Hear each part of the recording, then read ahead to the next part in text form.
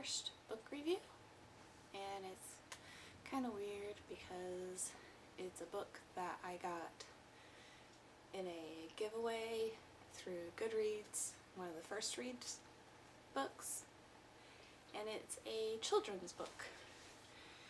It is Button Box Adventures for the Love of Trees, and it is by Deborah A.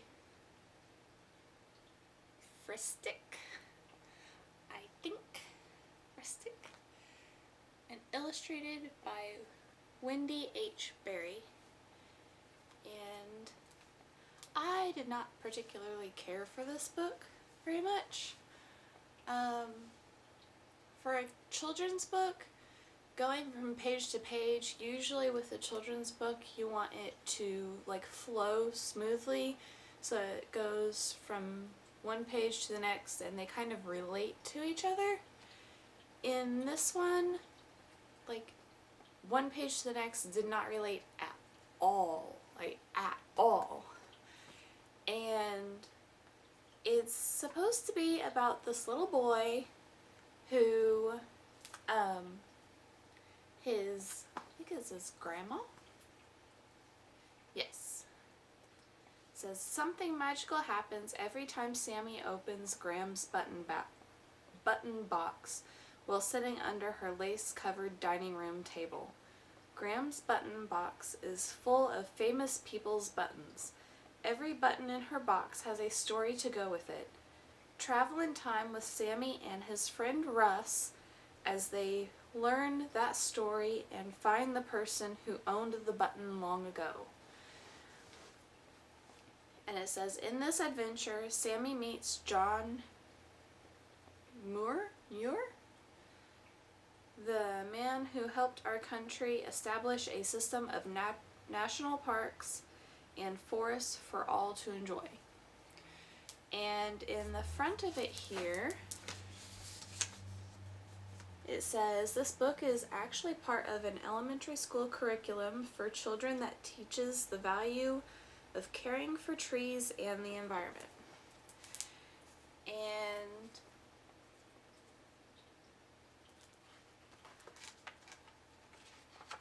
I'm just going to show you one page. Like, okay.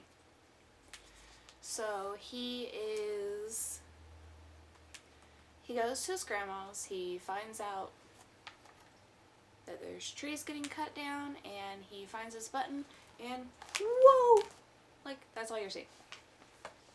That's all you're seeing. Crazy vortex. And he gets taken back in time to meet this John Muir. I'm going to say Muir. I don't know if that's how you say his name or not. But he goes back in time, he meets this guy, and he comes back, and he brings something back with him. And nothing's explained.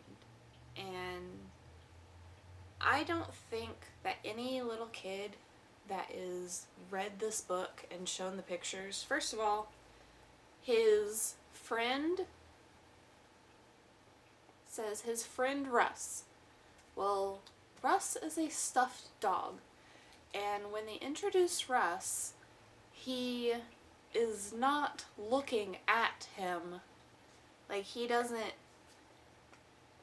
they don't acknowledge that it's a stuffed dog at all. They do not acknowledge that Russ is a stuffed dog. All of a sudden he's like, Russ, what's going on?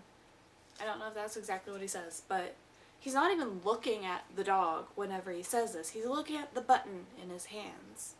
And little kids are not going to know that he's talking about this dog. And I think it's just very confusing. And I don't think that it's very good for children. I mean, I'm 30 and I had a hard time following this story. But I don't know.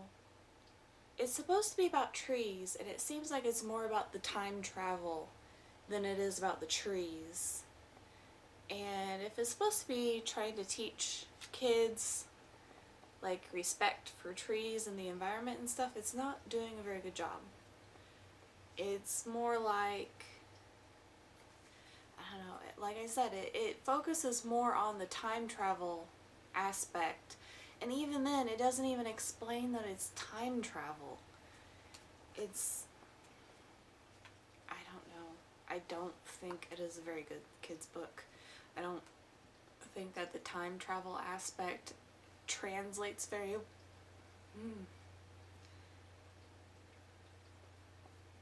I don't think that the time travel aspect translates very well for little kids, and